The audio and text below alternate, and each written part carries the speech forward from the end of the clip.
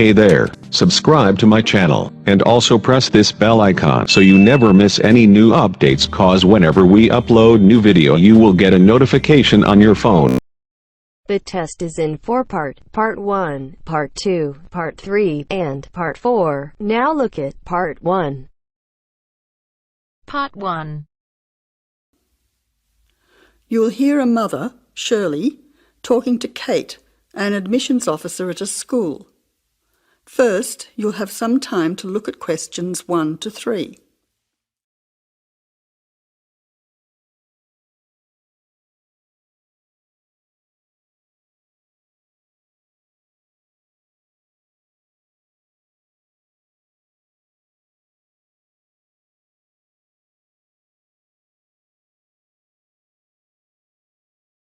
Now listen carefully and answer questions 1 to 3. Good morning, you must be Shirley Peters. My name's Kate. Yes, hello, I'm Shirley Peters. Nice to meet you. You have a 10 o'clock appointment with us. That's right. I'm supposed to go to the admissions office. Is that here? Yes, it is. Please take a seat as I have several forms for you to fill in to enable you to enrol your son at this school. We have a form for your name, address and so on, one for the health of your son, and one for him to choose extra subjects to join in. Thank you. Now, firstly, this form is just so we have a record of your son's personal details. Can you fill it in for me? Yes, I'll do that now. Can I just check the details with you? Your son's first name is John. No, that's his middle name after his father, Richard John. My son's name is Colwyn.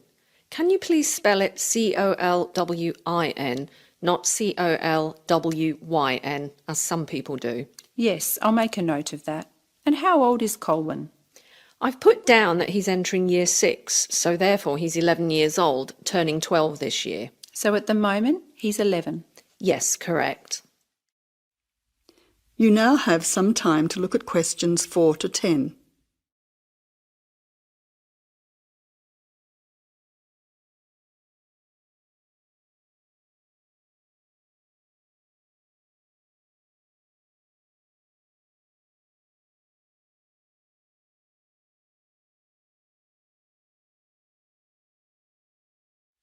Now answer questions 4 to 10. Let's move on to your address. Do you live at 7 Watley Crescent, Mount Lawley? Yes, that's right. The street is spelt W-H-A-T-L-E-Y Crescent in Mount Lawley. Yes, I can see you've written that. Which phone number is best to contact you on? Well, I'm out and about doing things during the day, so probably my mobile rather than the home number. So that's 041 3325 888. Yes, 041 3325 888. Secondly, can you complete this form regarding your son's health? Yes, I'll do it for you now. Thank you.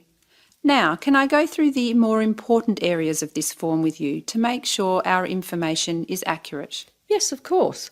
Is your son taking any medication at the moment that the teachers will need to be aware of? Yes, he has asthma, so he will be carrying his puffer in his school bag. So he has a puffer. Is he allergic to anything? Yes, peanuts. Actually, he should avoid all types of nuts. That's okay, because we have a policy of not having any nuts in our school. Is there anything else that you think we should be aware of? As I've written down, he also wears glasses, which he needs to keep on all the time. I'll highlight that section on the form so his teacher will know about his glasses. Finally, this school has a wide range of interesting subjects that your son can participate in. Could you mark on this form what your son would like to do? Yes, certainly. Here you are. Firstly, it seems your son is particularly interested in football, so I'll make a note of that. Secondly, with regard to music, would you like him to start learning the piano in music class? Yes, that would be fantastic.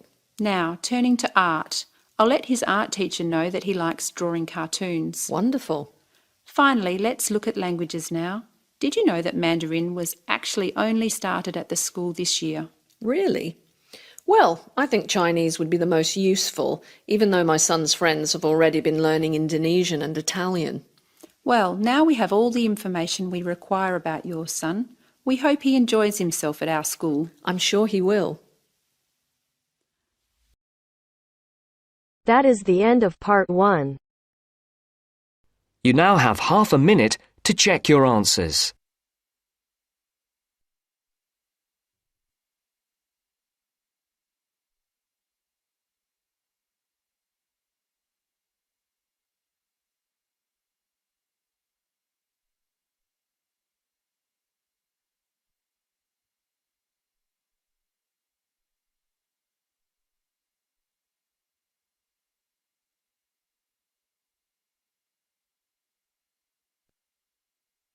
Now turns to part 2. Part 2. You'll hear a tutor and 2 students discussing modern European writers. First, you have some time to look at questions 11 to 16.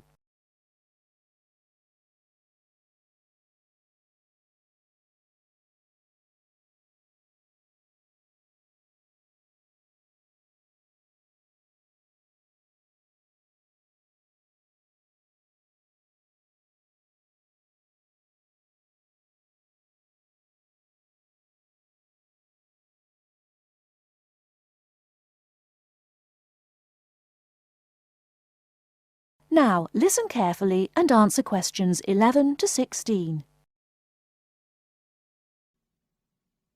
Okay, so to continue our look at modern European writers who have focused on the future in their work, today we're talking about H.G. Wells.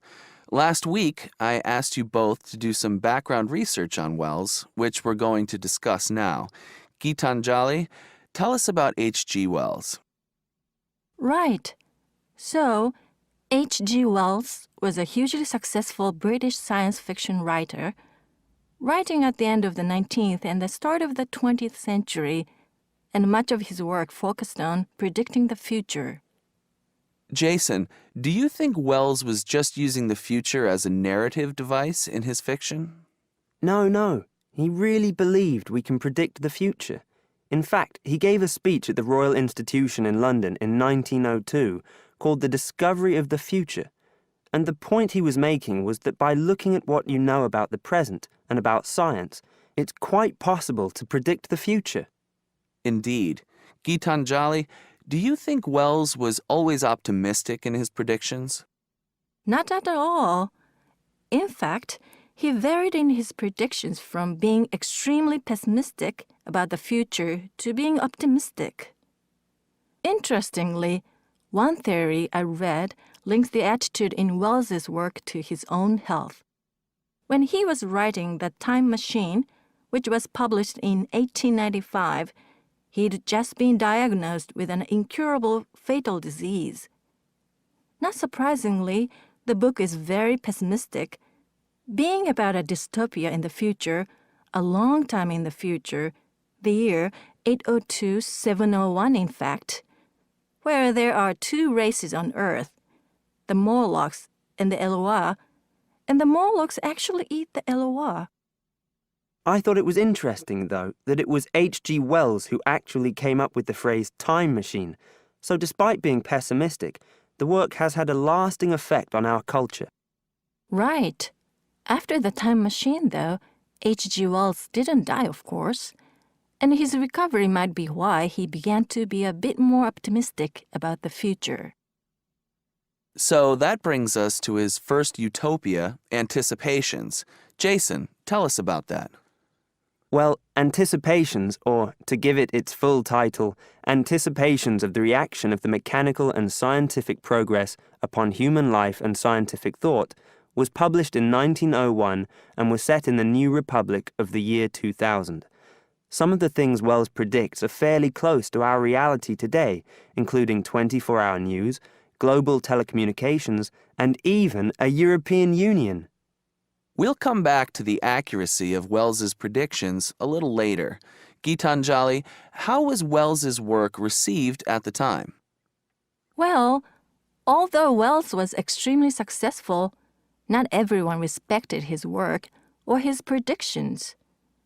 Another well-known science fiction writer, Jules Verne, viciously attacked him for works such as The First Man in the Moon, which Verne argued weren't rooted in scientific fact at all. That's right. Now, Wells wrote a number of other utopian visions of the future. Jason? Yes, in A Modern Utopia, published in 1905, his vision was of a world where there's no private property, where everyone has access to wonderful healthcare, and interestingly, where everyone's personal information is stored on cards in a central database outside Paris. Apart from the healthcare, I'm not sure everyone today would see that as a positive view of the future. Neither am I. And, on a similar note, Wells strongly believed in population control and in The Shape of Things to Come, which was published in 1933, he sees and supports a world where the population is kept at 2 billion. Once again, I'm not sure most people today would necessarily see that as a good thing.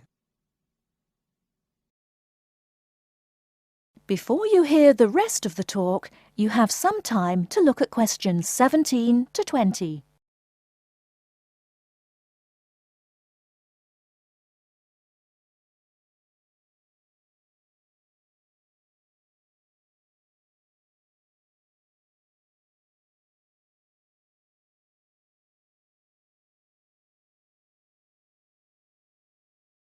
Now listen and answer questions 17 to 20.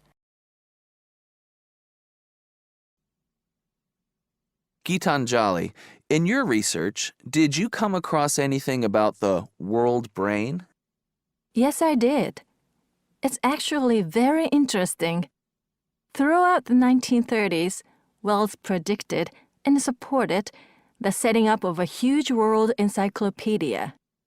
And towards the end of the decade, in 1938, he wrote a series of essays called World Brain.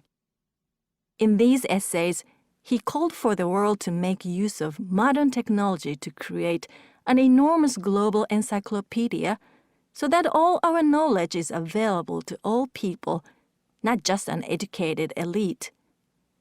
Wells envisioned this as probably being on microfilm.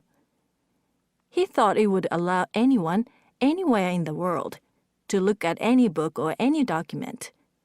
He also thought it would be created by everyone, once again, not just by an elite.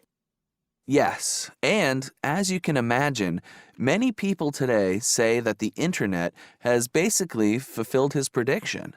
Of course, it doesn't use microfilm, but essentially, it does meet all Wells's main requirements.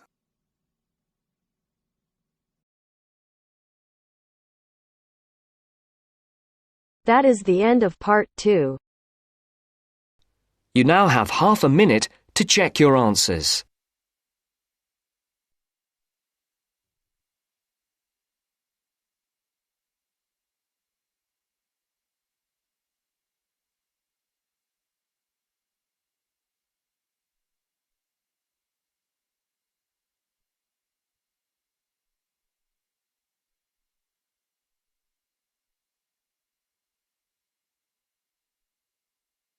You are going to hear a talk about making the most of graduate school.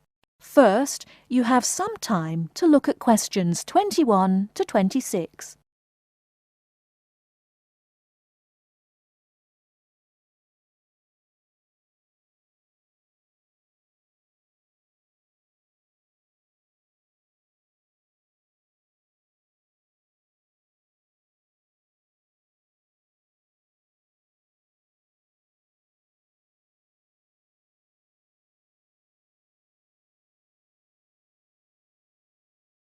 Now listen carefully and answer questions 21 to 26. Welcome to you, new entrants to the graduate school. My job now is to give you the graduate school survival guide and make some concise suggestions for getting the most out of your relationship with our research supervisor, getting the most out of what you read, and making continual progress with your research. First, your relationship with your supervisor. This is fundamental. Meet regularly. You should expect to meet once a week or at least every other week because this will give you the motivation to make progress and also keeps your advisor aware of your work. Prepare for your meetings. Come to each meeting. Also, bring the notes from your previous meeting together with a list of any upcoming deadlines. Make a plan for what you hope to get out of each meeting. After the meeting, email your supervisor a brief summary. Include a list of major topics discussed, a list of what you agreed on, a note of any advice you may not want to follow, and a new summary of what you are planning to do. This helps avoid misunderstandings and provides a handy record of the progress of your research. Add a to-do list for yourself and your supervisor, including a reading list. Finally, add the time and date for the next meeting. My second main piece of advice is to keep your supervisor informed. Show him or her the results of your work as soon as possible. This helps your supervisor understand your research and identify any potential points of conflict early in the process.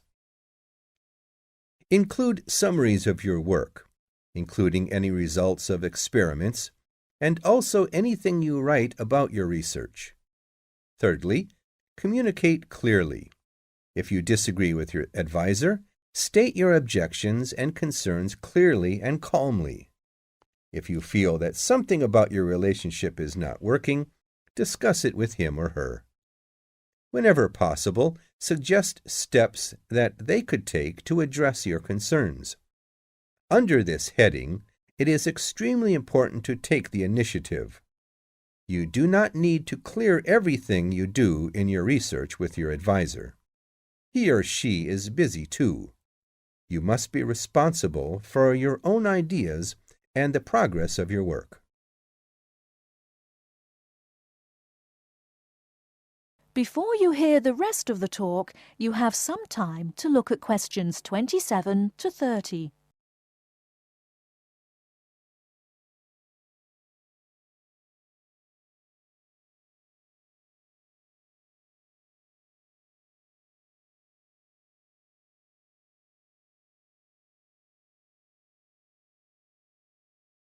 Now listen and answer questions 27 to 30. The second section of my talk is about getting the most out of what you read. The first principle here is to be organized. Keep an electronic bibliography with notes and pointers to the paper files. Keep and file all the papers you have read. Point 2. Be efficient. Only read what you need to. Start by reading only the conclusion, scanning figures and tables, and looking at their references. Read the other sections only if the paper seems relevant or you think it might help you get a different perspective. Skip the sections you think you already understand. These are often the background and motivation sections. It's of critical importance to take good notes on every paper you find worth reading. Note especially what problem the author is trying to solve, what approach they take to the problem, and how their approach differs from other approaches. Next, summarize what you have read on each topic. After you have read several papers on the same topic, note the key problems, the various formulations of the problem under consideration, the relationship between the various approaches and the alternative approaches you come across. Let me add one point you might not have already thought of.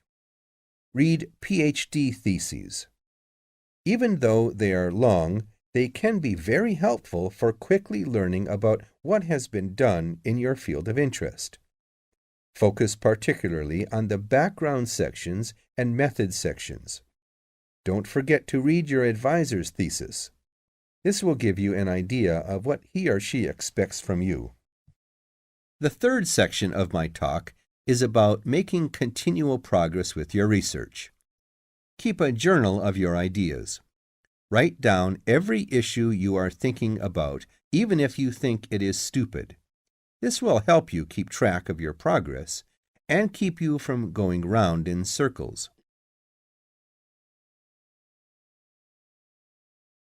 That is the end of part 3. You now have half a minute to check your answers.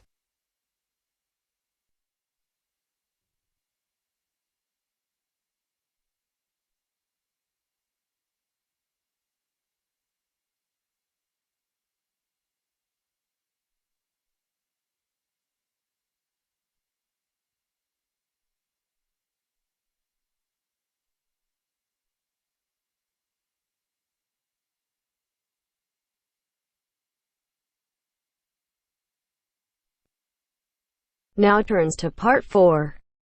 Part 4. You will hear a lecture giving advice on how to present a seminar paper. First read questions 31 to 40. Complete the notes of the outline. Write no more than 3 words in each answer.